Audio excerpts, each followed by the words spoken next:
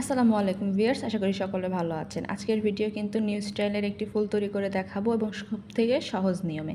তো তার জন্য কিন্তু আমি এখানে একটি কাপড় নিয়েছি। কাপড়টিকে রাউন্ড করে কাটার জন্য এরকম রাউন্ড একটি ঢাকনা নিয়েছি, যার লম্বা হবে 3 ইঞ্চি। তো ঢাকনাটিকে কিন্তু কাপড়ের উপর রেখে আমি এখানে কিন্তু রাউন্ড মার্কটি করে নিচ্ছি। তো মার্কটি করে নেওয়ার পর কিন্তু এখানে ভালোভাবে আমি রাউন্ড করে কেটে নেব। তো এখানে যেহেতু আমি 3 ইঞ্চি সাইজটি নিয়েছি, আপনারা চাইলে কিন্তু এখানে 4 থেকে 5 ইঞ্চিও সাইজটি নিতে পারেন, সেক্ষেত্রে কিন্তু ফুলটি বড় হবে। তো কাপড়টিকে রাউন্ড করে কেটে নেওয়ার পর আমি এখানে দেখিয়ে দিচ্ছি, আমি টোটাল কিন্তু এখানে 6 থেকে 7 পিস কাপড় ব্যবহার করেছি। আপনারা চাইলে কিন্তু এর থেকে বেশিও ব্যবহার করতে পারেন। তো প্রথমে কিন্তু আমি এখানে দুটি কাপড় একসাথে করে 3 ভাঁজ করে নেব। তো 3 ভাঁজ করে নেওয়ার পর মাঝখান বরাবর আরও একটি ভাঁজ দিয়ে নিচ্ছি। তো মাঝখান বরাবর ভাঁজ দিয়ে নেওয়ার পর এবার আমাদের যেহেতু মিডল পয়েন্ট দরকার, সেহেতু আমি আরও একটি ভাঁজ দিয়ে নেব। তো মিডল পয়েন্টটি কিন্তু আমরা পেয়ে গেছি। তো ভাঁজ দেওয়ার পর এইভাবে কেচি দিয়ে কিন্তু আমরা কোনাকুনিভাবে কেটে নিচ্ছি। তো কিভাবে কেটে নিচ্ছি আপনারা একটু খেয়াল করলেই বুঝতে পারবেন। এখানে কিন্তু আমি দুই সাইডের যে কোনার অংশটুকু, সেই অংশটুকু এখানে কেটে দিলাম। তো কেটে দেওয়ার পর এবার কিন্তু আমি মেলে দেখাচ্ছি যে কাপড়ের শেপটা কীরকম আসবে। তো কাপড়ের শেপটি কিন্তু এরকম অনেকটা স্টার শেপ এসেছে। তো এইভাবে করে আমি আরও একটি কাপড় কেটে নিচ্ছি। তো দুটি কাপড় যেহেতু একসাথে করে কেটে নিলে কাপড়টি কিন্তু একটু কাটতে অসুবিধা হয়, সেই ক্ষেত্রে কিন্তু আমি আগে একটি কাপড় ভাঁজ করে আপনাদের ভালোভাবে দেখিয়ে দিচ্ছি। তো এখানে কিন্তু আমি 3টি কাপড় কেটেছি। এবার পরবর্তী যে কাপড়টি, সেটিকেও আমি কেটে কিন্তু ভালো করে দেখিয়ে দিচ্ছি। এবারেও কাপড়টিকে আমি টোটাল 3 ভাঁজ করে নিচ্ছি। তারপর আরও একটি ভাঁজ দিয়ে নেব। এবার কেচি দিয়ে কিন্তু দুই সাইডের যে কোনার অংশটুকু, সেই কোনার অংশটুকু কিন্তু আমি কাটিং করে নিচ্ছি।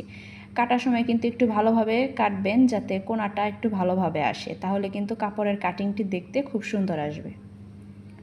তো দেখতেই পাচ্ছেন আমি কিন্তু কাপড়গুলো খুব ভালোভাবে স্টার শেপ দিয়ে কেটে নিচ্ছি। এইভাবে করে আমি প্রত্যেকটি কাপড় কেটে নিচ্ছি। তো এখানে কিন্তু সবগুলো কাপড় আমি কেটে নিয়েছি। এবার একটি এখান থেকে কাপড় নেব এবং দেখতেই পাচ্ছেন কিভাবে আমি ভাঁজটি দিয়েছি, একটু কোনাকুনি করে কিন্তু ভাঁজটি দিয়েছি। তো কোনাকুনি করে ভাঁজটি দেওয়ার পর এখানে কিন্তু টোটাল 2 ভাঁজ দিয়ে নিয়েছি।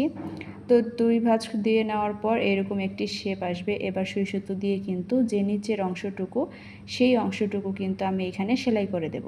তো পরবর্তী আরও একটি কাপড় আমি দেখিয়ে দিচ্ছি। তো এটাও কিন্তু আমি এইভাবে কোনাকুনি করে ভাঁজ দিয়ে তারপর বন্ধ যে সাইডটি, সেই সাইডটি থেকে কিন্তু সেলাইটা করে নিচ্ছি। আমি যেহেতু এখানে এক রঙের কাপড় ব্যবহার করেছি, তো আপনারা চাইলে কিন্তু এখানে যে কয়টি পিস রয়েছে কাপড়ের, সেই রকম একটি কালারের কাপড় কিন্তু আপনারা ব্যবহার করতে পারেন। সেই ক্ষেত্রে কিন্তু ফুলটি আরও দেখতে সুন্দর লাগবে।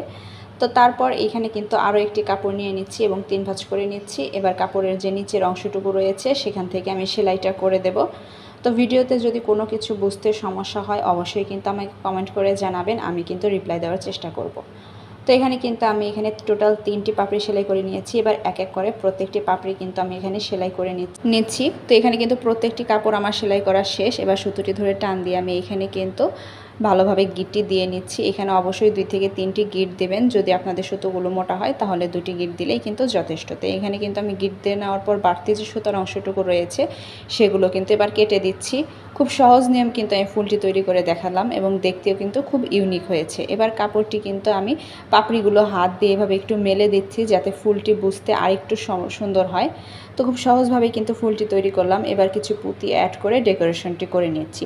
যদি ভিডিওটি ভালো লেগে থাকে, অবশ্যই লাইক, কমেন্টস অ্যান্ড শেয়ার করবেন এবং আমার ফেসবুক পেজে একটি ফলো করবেন।